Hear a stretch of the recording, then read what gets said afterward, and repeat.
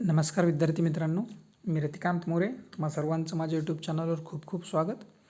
आज आपण तयारी NMMS परीक्षेची गणित विषयामधला जो घटक दुसरा आहे समांतर रेषा आणि छेदिका या पाठाचं संपूर्ण विश्लेषण, त्याचबरोबर या पाठावर आत्तापर्यंत परीक्षेला आलेले प्रश्न याचा अभ्यास आपण भाग 1 मध्ये करणार आहोत.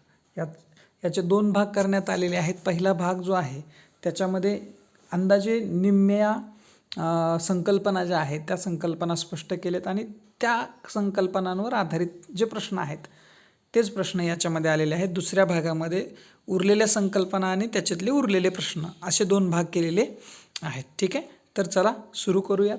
तर समांतर रेषा आणि छेदिका या घटकावर NMMS परीक्षेत 2015-16 पासून म्हणजे पहिल्या वर्षीपासून 2022-23 पर्यंत आलेल्या प्रश्नांचं विश्लेषण असं आहे की पहिल्या 3 वर्षी या घटकावर प्रश्न आलेला दिसत नाही. म्हणजे 17-18 पर्यंत तुम्हाला एकही प्रश्न याच्यावरती आलेला नव्हता. ठीक आहे, मग 18-19ला एक प्रश्न आला 71 क्रमांकाचा, नंतर 19-20ला 74 क्रमांकाचा प्रश्न होता, नंतर 20-21लाही एक प्रश्न आला, पुन्हा 21-22ला प्रश्न आलेला दिसत नाही आणि 22-23ला पुन्हा एक प्रश्न आलेला आहे. म्हणजे आतापर्यंत एकूण 4 प्रश्न या पाठावरती आलेले आहेत. तर चला पाहूया पहिल्यांदा विश्लेषण. समांतर रेषा म्हणजे नेमकं काय? तर पहा, व्याख्या काय आहे. एकाच प्रतलात असणाऱ्या परंतु एकमेकींना न छेदणाऱ्या रेषांना समांतर रेषा म्हणतात. आता एकाच प्रतलात असणाऱ्या रेषा म्हणजे काय? एकाच पृष्ठभागावर असणाऱ्या रेषा, पण अट अशी आहे की त्या रेषा एकमेकींना छेदत नाहीत. ठीक आहे, त्या रेषा एकमेकींना न छेदणाऱ्या रेषा आहेत. जसं आता तुम्ही इथं 3 आकृत्या पाहताय, तुमच्यासमोर 3 आकृत्या दिसत आहेत. या ठिकाणी ह्या 2 रेषा ज्या आहेत त्या रेषा तुम्हाला दिसत आहेत की त्या उभ्या आहेत. त्या किती जरी पुढे गेल्या तरी त्या रेषा एकमेकींना छेदणार नाहीत. मग ज्या रेषा एकमेकींना छेदत नाहीत अशा रेषांनाच आपण काय म्हणतो? समांतर रेषा असं म्हणतो. ठीक आहे, तसंच पुन्हा आणखी तुम्हाला क्रमांक 2 मध्ये 2 रेषा दिसत आहेत की ज्याच्यामध्ये ह्या रेषा तिरक्या आहेत, थोड्याशा स्लॅन्ट म्हणूयात आपण. ठीक आहे, पण त्यासुद्धा किती जरी अंतर पुढे गेलं तरी एकमेकींना छेदणार नाहीत, म्हणून त्यांना आपल्याला समांतर रेषा म्हणायचं आहे. आणि तिसरी जी आकृती तुम्हाला दिसते इथं, तर तिसऱ्या आकृतीत सुद्धा तुम्हाला 2 रेषा दिसत आहेत की ज्या एकमेकींना समांतर आहेत. का समांतर आहेत? तर कारण पुन्हा तेच की ज्या एकमेकींना छेदत नाहीत. म्हणजे सगळ्यात मोठी अट याच्यामध्ये एवढीच आहे की त्या रेषा एकमेकींना छेदल्या नाही पाहिजेत. ठीक आहे, तर पहा आता मग 2 समांतर रेषा जर असतील, 2 असतील, 3 असतील, 4 असतील, मग त्या समांतर रेषा एकमेकींशी समांतर आहेत हे तुम्हाला चिन्हानं दर्शवावं लागतं. मग त्यासाठी चिन्ह आहे का काही? मग सपोज ही वरची रेषा जी आहे तिला L म्हणूयात आपण आणि खालची जी रेषा आहे तिला M म्हणूयात थोडा वेळ. ठीक आहे, मग ह्या 2 रेषा समांतर आहेत. हे जर मांडायचं असेल आपल्याला तर कसं मांडलं जातं? तर त्याच्यासाठी चिन्ह आहे. ते चिन्ह म्हणजे तुम्हाला लिहावं लागतं असं, रेषा, पहिली रेषा कुठली? L. ठीक आहे, आणि दुसरी रेषा तुम्हाला आपण M पकडली होती, तर त्यासाठी मध्ये अशा 2 रेषा दिल्या जातात. रेषा L समांतर, याला समांतर असं म्हणतात. हे जे चिन्ह आहे ते कशाचं आहे? समांतरतेचं चिन्ह आहे. ठीक आहे, मग रेषा L समांतर रेषा कुठली असेल बघा, तर तुम्हाला सांगितलं होतं दुसऱ्या रेषेचं नाव M, म्हणून त्याला लिहिताना आपल्याला लिहावं लागेल रेषा M. म्हणजे 2 रेषा समांतर आहेत हे दाखवण्यासाठी अशा उभ्या 2 रेषा दिल्या जातात. म्हणजे ह्याचं चिन्ह जर आपल्या लक्षात घेतलं तर चिन्ह हे आहे पहा. ठीक आहे, म्हणजे 2 उभ्या रेषा केल्या की याचा अर्थ होतो त्या 2 रेषा कशा आहेत? समांतर आहेत. म्हणजे समांतरतेचं चिन्ह जर म्हटलं तर उभ्या अशा 2 रेषा तुम्हाला काय करावं लागणार आहेत? काढाव्या लागणार आहेत. मग त्या ज्या रेषा असतील, रेषा A आणि B आहेत, तर रेषा A समांतर रेषा B, म्हणजे फक्त हे चिन्ह तुम्हाला मध्ये द्यावं लागेल. ठीक आहे, त्याच्यानंतर आता पुढची आणखी एक कन्सेप्ट आहे की जी समांतर रेषांमध्ये खूप महत्त्वाची आहे. ती म्हणजे काय की जर समजा तुम्हाला 2 रेषा अशा समांतर दिलेल्या असतील तर त्याच्यामधलं जे अंतर आहे, हे अंतर नेहमी सारखं असतं हे आपल्याला माहिती आहे. मग ह्या अंतराला आपण काय म्हणतो? तर ह्या अंतराला लंबांतर असं म्हणतात. म्हणजे 2 समांतर रेषांच्या मधल्या अंतराला, जे अंतर समान आहे अशा अंतराला आपण काय म्हणत असतो? लंबांतर ही कन्सेप्ट वापरत असतो. लंबांतर हा शब्द वापरत असतो. ठीक आहे, वळूयात पुढच्या गोष्टीकडे. तर आता काही महत्त्वाच्या गोष्टी आहेत ज्या समांतर रेषांच्या संदर्भात अत्यंत गरजेच्या आहेत माहीत असणं. पहिली कन्सेप्ट आहे किंवा पहिली गोष्ट आहे पहा कुठली? एकाच रेषेला समांतर असणाऱ्या दोन किंवा अधिक भिन्न रेषा परस्परांशी समांतर असतात. म्हणजे काय, तर जर समजा आपल्याला असं दिलेलं असेल काय, की एकच रेषा आहे, याच्यातली समजा ही रेषा आपण पकडूया, जिला मी आता रंगवलं निळ्या रंगाने. ठीक आहे, या रेषेला समजा तिची शेजारची रेषा, ही रेषा आणि ही रेषा, ह्या दोन रेषा एकमेकींना समांतर आहेत असं आपण म्हणतोय. ठीक आहे, मग ह्या दोन रेषा एकमेकींना समांतर आहेत याच्यात काही शंका नाही. पण जर समजा तुम्हाला असं म्हटलं की ह्या दोन रेषा एकमेकींना समांतर आहेत, ठीक आहे, आणि त्या दोघींना आणखीन एक, ह्या दोघीपैकी म्हणजे सपोज आपण कसं कन्सिडर करूया की ह्या दोघी एकमेकींना समांतर आहेत आणि मी आता असं म्हणतोय की एक तिसरी रेषा मी या ठिकाणी काढली आणि ही रेषा या रेषेला समांतर आहे, म्हणजे ह्या दोघी आता समांतर आहेत. तर याचा अर्थ असा होतो की पहिली आणि तिसरी जी रेषा आहे म्हणजे कोणती, जी पिवळ्या रंगाने मी दाखवतो इथं, तर ह्या दोन रेषासुद्धा कशा असणार आहेत, एकमेकींना समांतर असणार आहेत. ठीक आहे, किंवा मी आणखीन एखादी जरी कुठं रेषा या ठिकाणी घेतली, या ठिकाणी मी अजून एक रेषा घेतली आणि त्या तिघीपैकी कोणत्याही रेषेला समांतर असेल ना, तर त्या सगळ्या रेषा एकमेकींशी समांतर असतात. म्हणजे पहिली जर रेषा दुसऱ्या रेषेबरोबर समांतर असेल, दुसरी जर तिसरी बरोबर असेल, तर तिसरी पहिली बरोबर समांतर असते. ही साधी कन्सेप्ट आहे जी आपल्याला समजून घ्यायची. नंतर पुढे एक कन्सेप्ट अशी आहे की एकाच रेषेला लंब असणाऱ्या भिन्न रेषा परस्परांशी समांतर असतात. म्हणजे काय, की सपोज ही खालची जी रेषा आहे ती एक काय आहे, आडवी रेषा आहे आणि त्या आडव्या रेषेवरती ज्या उभ्या दिसत आहेत तुम्हाला तीन रेषा, ह्या तिन्ही रेषा जर समान कशा असतील, लंब असतील, लंब म्हणजे काय, 90 डिग्रीचा कोन करून असतील, तर ह्या तिन्ही रेषा परस्परांशी कशा असतात, समांतर असतात. म्हणजे एकाच रेषेवर जर लंब असतील तर त्या लंब रेषा, तीनही रेषा, किती पण रेषा असू द्या, एकमेकांशी कशा कन्सिडर केल्या जातात, समांतर असतात. फक्त त्या एकाच रेषेवरती लंब असणं गरजेचं आहे, ती त्याची अट आहे. ठीक आहे, चला आता मग आपण समांतर रेषा म्हणजे काय हे पाहिलं. आता समांतर रेषा म्हणजे कुठल्या रेषा ज्या छेदत नाहीत, मग छेदतात त्या रेषांना पण आपण काहीतरी शब्द दिला पाहिजे, तर त्यांना आपण छेदणाऱ्या रेषा असंच म्हणतो. मग ह्या रेषा एकमेकींना छेदतात, म्हणजे ही रेषा अशी चालली होती, दुसरी रेषा आली आडवी, म्हणजे त्याच्यामधून गेली आणि त्या रेषेला काय झालं, एका विशिष्ट बिंदूमध्ये त्या रेषेनं काय केलं, छेदलं आणि छेदून ती पुढे गेली. मग त्या दोघी रेषांनी एकमेकींना छेदलं म्हणून त्या रेषांना आपण काय म्हणतो, तर त्या रेषांना आपण म्हणतो छेदणाऱ्या रेषा. जेव्हा दोन रेषा एकमेकींना छेदतात तेव्हा त्यांना छेदणाऱ्या रेषा असं म्हणतात. आता छेदणाऱ्या रेषांमध्ये काही महत्त्वाचे गोष्टी आहेत, त्या गोष्टीसुद्धा आपल्याला समजून घ्यायच्या. त्याच्यामधली पहिली गोष्ट काय आहे पहा, तर ज्या वेळेस रेषा एकमेकींना छेदतात, ज्यावेळेस रेषा एकमेकींना छेदतात तर ते एका विशिष्ट बिंदूत छेदतात की नाही, तर त्या या ठिकाणी समजा या ठिकाणी छेदलं आहे त्यांना, तर ह्या बिंदूला आपण म्हणत असतो छेदनबिंदू. म्हणजे मी जर असं म्हटलं यल आणि यम ह्या दोन रेषा आहेत आणि पी हा त्यांचा छेदनबिंदू आहे, मग पी हा छेदनबिंदू आहे म्हणजे या ठिकाणी त्या दोघी काय झाल्या, एकमेकींना छेदून गेल्या. जसं दोन रस्ते असतात, दोन वाटा असतात, एकमेकांमधून जात असतात, चौकामधले जे रस्ते असतात की नाही, तर त्या ठिकाणी सुद्धा एक छेदनबिंदू तयार होत असतो. ठीक आहे, तर त्या पद्धतीनं या ठिकाणी छेदनबिंदू तयार झालेला आहे. त्याच्यानंतर छेदनबिंदूमुळं काय झालेलं असतं, तर विरुद्ध कोनाच्या दोन जोड्या एकरूप तयार झालेल्या असतात. आता विरुद्ध कोन म्हणजे काय, की या ठिकाणी हा असा कोन तयार झाला आहे आणि एक्झॅक्ट त्याच्या मागच्या बाजूला असा एक दुसरा कोन तयार झाला आहे. हे दोन्ही कोन एकमेकांचे कसले कोन कन्सिडर केले जातात, कसले कोन समजले जातात, तर ते असतात एकमेकांचे विरुद्ध कोन.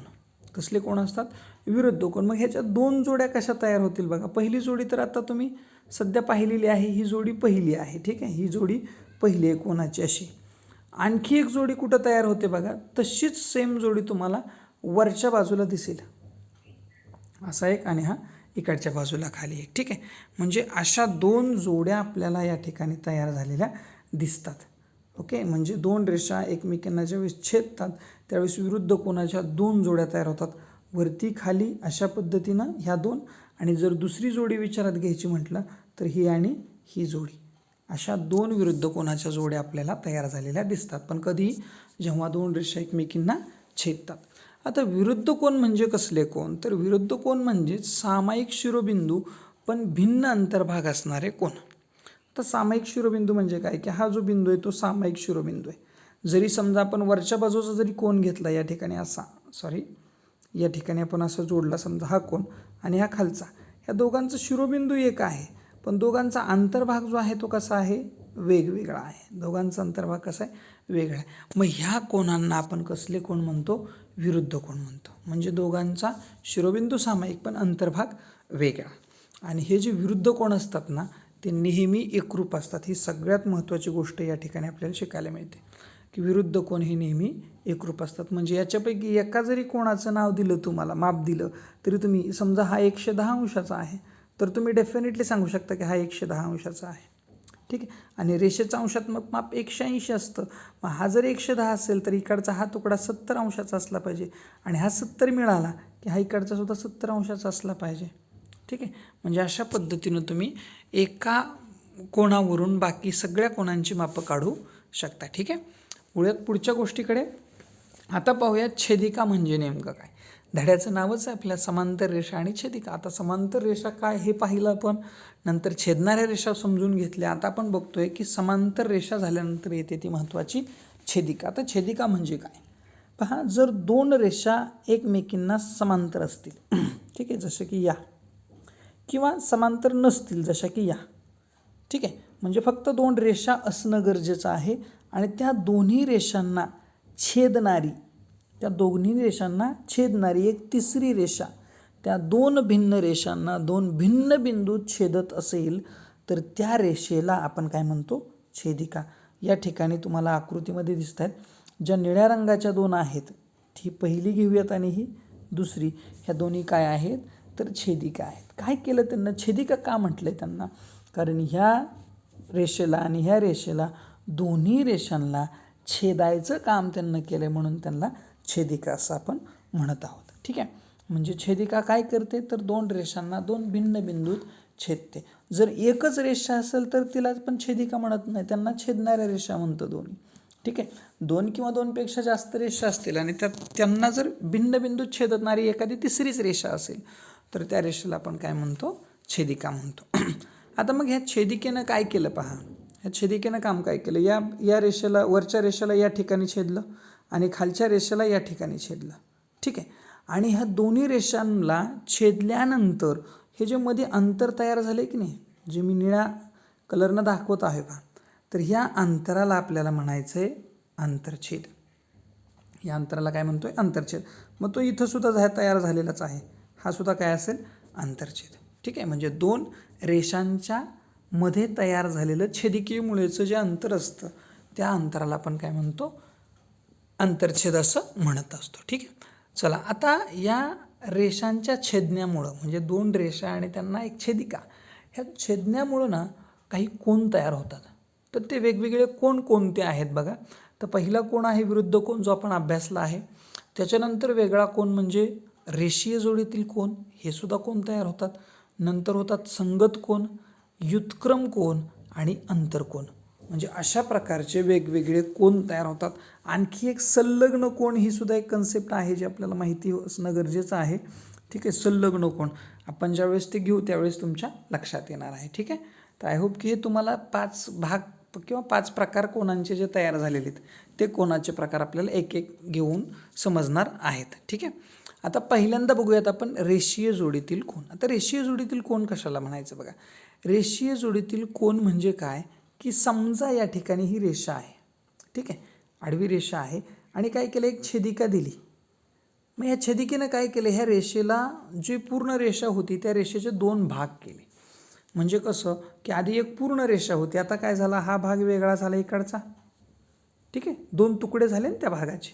आणि दुसरा भाग कुठल्या बाजूला झाला तर इकडच्या बाजूला झाला. ओके. त्यांची जोडीच आहे पण ती रेषेवरची जोडी आहे. ठीक आहे. आणि एका विशिष्ट किरणानं किंवा एका दुसऱ्या रेषेनं ती तयार झालेली आहे म्हणून त्यांना आपण रेषीय जोडीतील कोन म्हणतो. ठीक आहे. म्हणजे ते एकाच रेषेवर असतात दोघंही आणि त्यांचा एक भाग जो आहे, हा जो भाग आहे हा दोघांमध्ये कॉमन असतो. यांना आपण रेषीय जोडीतील कोन असं म्हणतो.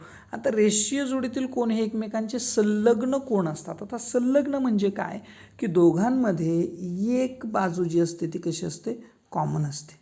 ठीक आहे. आता इथं बघू शकताय तुम्ही, ही बाजू जी आहे उभी ती दोघांमध्ये काय आहे, कॉमन आहे. मी त्याला जरा वेगळ्या रंगाने दाखवतो या ठिकाणी. ही दोघांची पण कॉमन बाजू आहे. अशा कोनांना आपण काय म्हणतो, संलग्न कोन म्हणतो. म्हणजे संलग्न का, कारण त्यांचा एक हात कॉमन आहे. ठीक आहे, एक आर्म किंवा एक बाजू जी आहे ती कॉमन आहे. पण या ठिकाणी ते रेषीय जोडीतील कोण आहेत, कारण काय की एक पूर्ण रेषा त्यांना घेतलेली आहे, एका पूर्ण रेषेवर ते तयार झालेत अशा पद्धतीनं.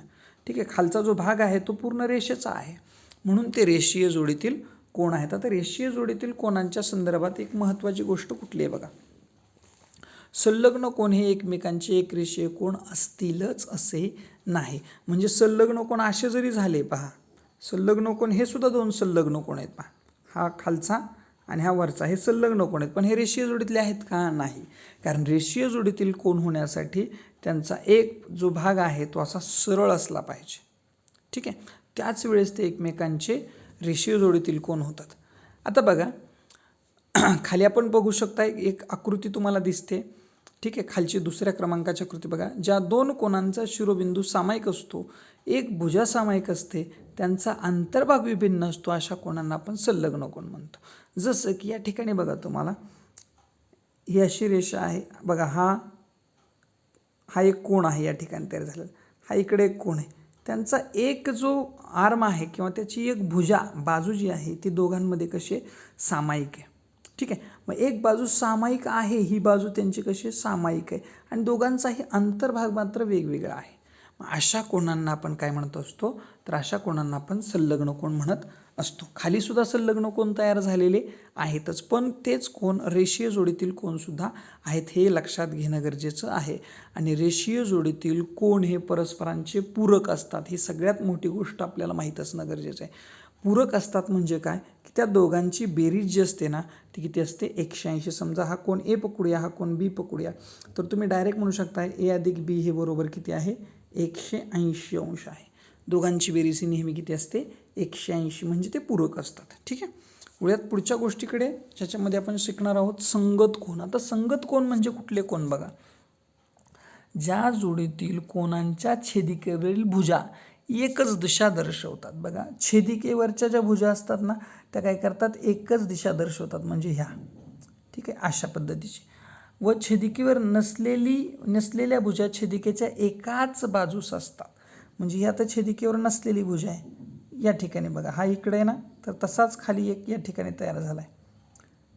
तर ती जी जोडी आहे ना ह्याला काय म्हणतो आपण, संगत कोणांची जोडी आहे. म्हणजे काय, थोडक्यात छेदिकेच्या सेम बाजूला, सारख्याच बाजूला आणि समांतर रेषांच्या सुद्धा, त्या रेषांच्या सुद्धा सारख्याच बाजूला जी जोडी असते त्या जोडीला आपण काय म्हणतो, संगत कोणांची जोडी असं आपण म्हणत असतो. जसं बघा आता या ठिकाणी बघा संगत कोणाच्या किती जोड्या भेटतात. जर हे बघायला गेलं तर ही जोडी त्याला भेटेल खालच्या बाजूला अशी. जर दुसरं आपण घेतलं तर बघा या ठिकाणी हा असा घेतला तर इकडे एक अशी जोडी तयार होईल. तिसरी जोडी कुठं तयार होते पहा, तर तिसरी जोडी तुम्हाला ह्या खालच्या बाजूला अशी घेतली तर इकडे ही अशी भेटेल, आणि लास्टची जोडी जी आहे शेवटची तर ती तुम्हाला या बाजूला दिसेल. ठीक आहे, म्हणजे तुम्ही जर पाहिलं तर दोन समांतर रेषा जर काढल्या आणि त्यांना जर एक छेदिका काढली तर संगत कोणाच्या एकूण 4 जोड्या, 8 कोण भेटतात पण संगत कोणाचे एकूण 4 जोड्या तुम्हाला भेटतील. असाच एक प्रश्न तुम्हाला 2018-19 मध्ये आला होता पहा, 71वा प्रश्न आहे. दोन समांतर रेषांना एका छेदिकेने छेदले असता संगत कोणाच्या किती जोड्या एकरूप असतात. हा प्रश्न आलेला आहे आपल्याला ह्याच्या आधी 2018-19ला प्रश्न आला आहे, आणि प्रश्न किती सोपा आहे पहा. दोन समांतर रेषांना एका छेदिकेनं छेदलं. ठीक आहे, या छेदिकेनं मी काय केलं, छेदलं सपोज, तर संगत कोणाच्या किती जोड्या तयार होतात. संगत कोणाच्या किती जोड्या तयार होतात आपण तोंडी सांगू शकतोय. या ठिकाणी ही झाली, याला ही झाली, तसेच इकडं हा झाला तर इकडं हा झाला, अशा पद्धतीनं उभा, नंतर हा खाली, हा खाली, म्हणजे अशी तुम्हाला 4 जोड्या या ठिकाणी काय होणार आहेत, सापडणार आहेत. एवढा सोपा प्रश्न 2018-19ला समांतर रेषेवरती पहिल्यांदा विचारलेला प्रश्न आहे हा. ठीक आहे, एवढा सोपा प्रश्न आपल्याला आलेला होता. त्याच्यानंतर आणखी एक प्रश्न असा आहे बघा की सोबतच्या आकृतीत रेषा पी समांतर रेषा क्यू. पी आणि क्यू म्हणजे कोणत्या, ह्या तिरक्या रेषा ज्या आहेत ह्या दोन रेषा एकमेकींना कशा आहेत, समांतर आहेत. रेषा यल आणि रेषा यम म्हणजे ह्या दोघी सुद्धा एकमेकींना समांतर आहेत. तर त्याच्यावरून दिलेल्या कोणांच्या मापावरून कोण ए आणि बीच्या किमती अनुक्रमे कोणत्या. कोण ए आणि बीच्या तुम्हाला किमती काढायच्यात. कोण ए आणि बी म्हणजे कुठे ते आधी आपल्याला सर्च करावं लागेल या ठिकाणी. ठीक आहे, आणि दुसरा ए तुमचा खालच्या बाजूला आहे. मग ए आणि बीच्या किमती काढायच्या म्हणजे आधी तुम्हाला अंदाजे कोणता कोण कोणासारखा हे याच्यापर्यंत जावं लागणार आहे. ठीक आहे, म्हणजे कसं की समजा हा तुमचा या ठिकाणी दिलेला कोण आहे 137 तसाच तुम्हाला कोण त्याच्या खालच्या बाजूला भेटणार आहे.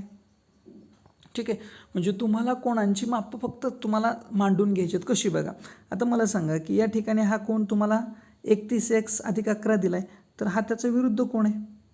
विरुद्ध कोणाची मापं कशी असतात, सारखी असतात. म्हणजे हा जरी 31x अधिक 11 असेल तर हा वरचा सुद्धा काय असेल तेवढाच असेल 31x अधिक 11.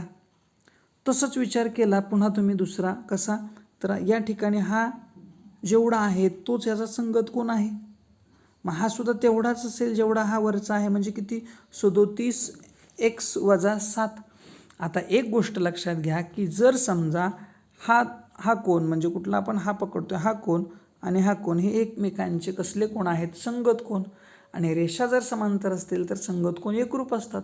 म्हणजे याचा अर्थ 37x - 7 आणि 31x अधिक 11 हे दोन्हीही कोण एकमेकांचे एकरूप कोण आहेत. म्हणजे कसं, तर 37x - 7 बरोबर कोणाच्या आहे 31x अधिक 11च्या.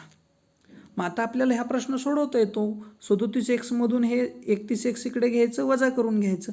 मग 37 मधून 31 गेले किती राहतात, 37 मधून 31 गेल्यानंतर राहतात किती 6x, म्हणजे या ठिकाणी 6x होणार. बरोबरला बरोबर.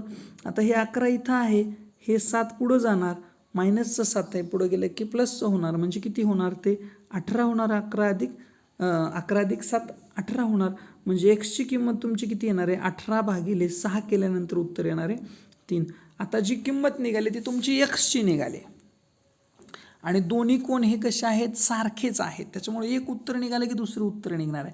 मग तुमची एक्सची किंमत कुठल्याही समीकरणात टाका, याच्यात टाका किंवा याच्यात टाका, तुम्हाला तुमचं उत्तर लगेच मिळून जाईल. सपोज आपण 31x अधिक 11 मध्ये टाकूयात, तर 31x म्हणजेच काय 31 × 3 अधिक 11. आता 31 × 3 जर केलं तर येतं तुमचं 93.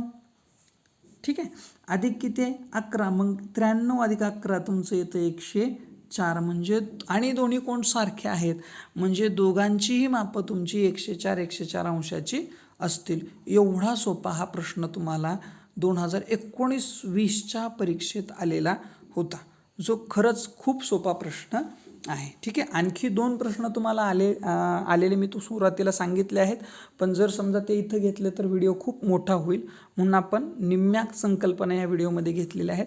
भेटूया पुढच्या व्हिडिओमध्ये, पुढच्या राहिलेल्या संकल्पना आणि राहिलेले प्रश्न पाहूयात. ठीक आहे, जर व्हिडिओ आवडला असेल तर नक्की लाईक करा, शेअर करा तुमच्या मित्रांबरोबर आणि चॅनलवर नवीन असाल तर प्लीज सबस्क्राईब करा. Okay, thank you.